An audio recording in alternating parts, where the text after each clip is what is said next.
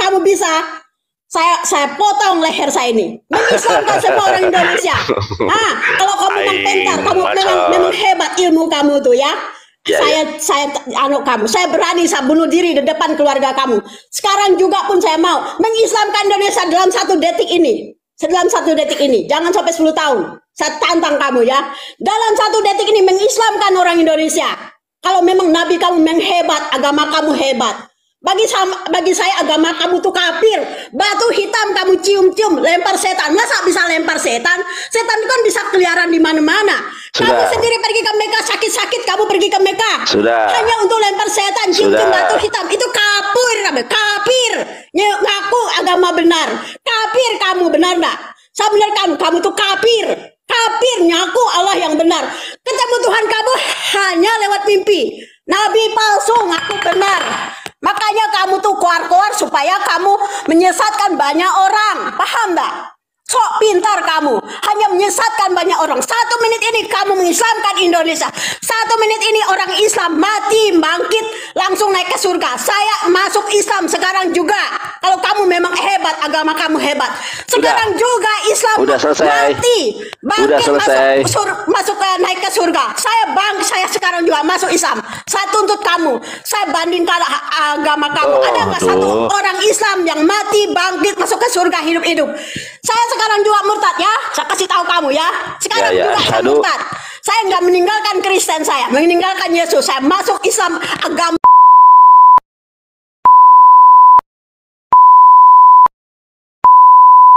kalian masih Yesus lebih baik dari Muhammad. Kristen lebih nomor 1 terbaik. Yesus saja menjanjikan 100 bidadari, ya. Yesus aja berpoligami. Yesus punya anak. Yesus punya istri namanya Maria Magdalene. Anda jangan menghujat seperti itu, ya, Bu. Anda mengatakan Nabi Muhammad begini dan begitu. Itu ajaran si Paulus, ya. Kalau mau saya ajarin, si Paulus itu nabi yang tidak asli. Tapi ibu jangan nyerocos aja.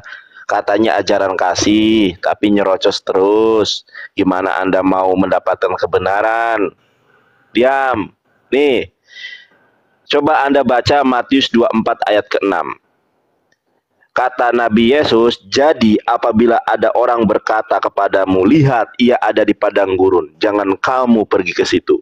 Atau lihat ia ada di dalam bilik, jangan kamu percaya. Yesus sudah menubuatkan akan datangnya nabi palsu yang dia bersaksi bertemu dengan Yesus di padang gurun. Saya tanya, siapa nabi palsu yang bersaksi bahwa dia melihat Yesus di padang gurun? Dalam sejarah dunia ini tidak ada nabi palsu yang melihat Yesus di padang gurun kecuali si Paulus. Si Paulus itulah nabi yang tidak asli, Bu. Kesaksiannya bertolak belakang. Di dalam Kisah Para Rasul 9 ayat ke-7, orang-orang yang bersamaku mendengar suaranya tapi tidak melihat Yesus. Karena dia memang karangan dia sendiri. Di dalam Kisah Para Rasul 22 ayat ke-9, kesaksian yang pertama dibantah. Orang yang bersamaku melihat rupa Yesus, melihat cahaya itu, tapi tidak mendengar suaranya. Bu, kesaksian pelin-pelan itu salah satu ciri pembohong. Satu-satunya manusia yang menghasut orang-orang, sehingga Stefanus, Anda tahu Stefanus? Stefanus itu murid, orang yang percaya kepada Yesus, kesayangan Yesus. Stefanus, gimana kematian Stefanus? Stefanus itu difitnah oleh si Paulus.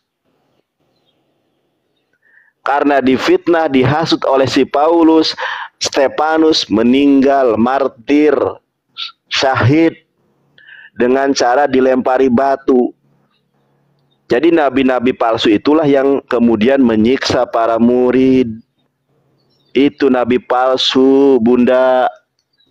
Nah, kita lihat nih. Betul enggak si Paulus itu nabi?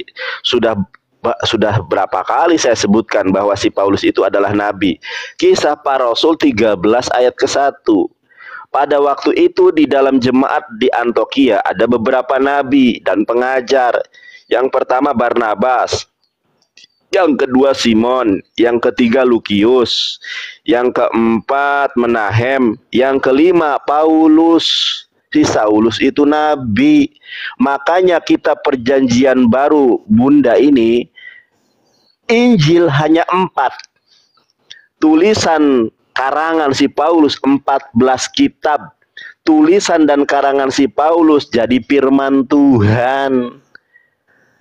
Kita perjanjian baru tanpa si Paulus, tidak mungkin Yesus jadi Tuhan. Yang menuhankan Yesus, kitab-kitab si Paulus. Yesus tidak pernah mengaku dirinya adalah firman yang hidup. Yesus mengaku bahwa dirinya adalah penerima firman. Kamus Alkitab halaman 397. Yohanes 17 ayat ke-8. Yesus katakan begini, Payomer Yehoshua Hamashiach. Berkatalah Yesus, segala firman yang telah engkau sampaikan kepadaku ya Allah, aku menerimanya. Dan aku sampaikan kepada murid-muridku. Dan mereka pun menerimanya. Dan mereka memahami, mengimani bahwa aku adalah Syaliyah Eloah, Rasulullah, bukan firman yang hidup. Makanya tidak ada satu pendeta pun di muka bumi kalau saya tanya, di mana Yesus mengatakan, Payomer Yehoshua Hamashiach. Berkatalah Yesus Kristus, Anohi hamila au anohi hadavar anirateh lihyot anasim. Artinya apa? Payomer Yehoshua Hamashiach, berkata Yesus Kristus, Anohi hadafar au anohi hamilah. Aku adalah firman yang hidup. Anirateh lihyot anasim. Firman yang ingin berkehendak menjelma menjadi manusia. Di mana Yesus berkata demikian? Sampai kiamat pun tidak pernah ada. Karena Yesus penerima firman. Yohanes 17 ayat ke-8. Jawab. Kenapa diam? Jawab. Hah? Jangan menghujat Anda.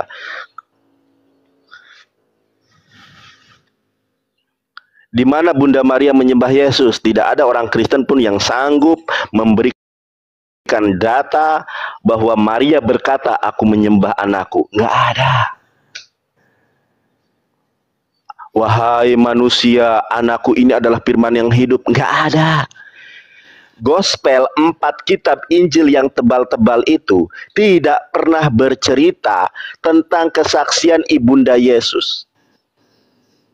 Kenapa tidak pernah bercerita? Sedangkan saksi kunci dari ketuhanan Yesus sebetulnya adalah ibundanya sendiri. Kenapa gospel malah lebih didominasi oleh ucapan si Paulus yang tidak pernah bertemu dengan Yesus secara nyata? Kalau kesaksian mah aku juga udah pernah bertemu Yesus 3 kali dalam mimpi. Si Paulus belum pernah bertatap muka dengan Yesus secara langsung. Kesaksiannya ketika pergi ke Damsyik justru menguatkan dia nabi palsu. Karena kata Yesus di dalam Matius 26 ayat 24, kalau ada orang yang mengatakan melihatku di gurun, jangan percaya. Siapa itu? Si Paulus. Matius 7 ayat ke-15. Waspadalah terhadap nabi-nabi palsu yang menyamar seperti domba. Tanya pendetamu, Bu. Ya, tanya pendetamu. Sekali lagi, tanya pendetamu. Arti domba adalah Kristen. Arti domba adalah murid-murid Yesus. Sekarang saya tanya, di mana ada nabi palsu yang bertemu dengan para murid Yesus dan dia menyamar menjadi Kristen? Hanya si Paulus. Tidak pernah ada nabi palsu yang menyamar seperti domba kecuali si Paulus. Nabi Muhammad tidak pernah mengaku Kristen. Nabi Muhammad tidak pernah mengaku menjadi murid Yesus. Nabi Muhammad tidak pernah bertemu dengan murid-murid Yesus. Sementara di dalam Matius 7 ayat ke-15, waspadalah terhadap nabi-nabi palsu yang datang kepada kalian murid-muridku dan dia menyamar seperti domba padahal dia adalah serigala buas. Saya tanya kepada para pendeta, di mana nabi palsu yang pernah bertemu dengan para murid dan para murid tidak menyadari bahwa dia adalah serigala buas yang menyamar menjadi pengikut Kristus? Siapa coba? Dalam sejarah Alkitab, nabi palsu yang menyamar jadi Kristen hanya si Bulus. Baca perikopnya Matius 7 ayat ke-15, perikopnya pengajaran sesat.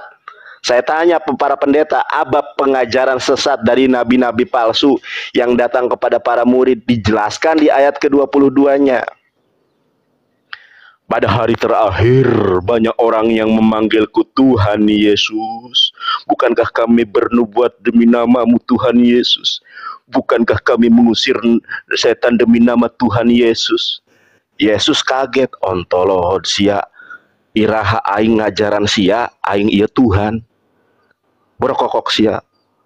Kata Yesus, dasar kalian pembuat kejahatan, enyahlah daripadaku, hai kalian pembuat kejahatan.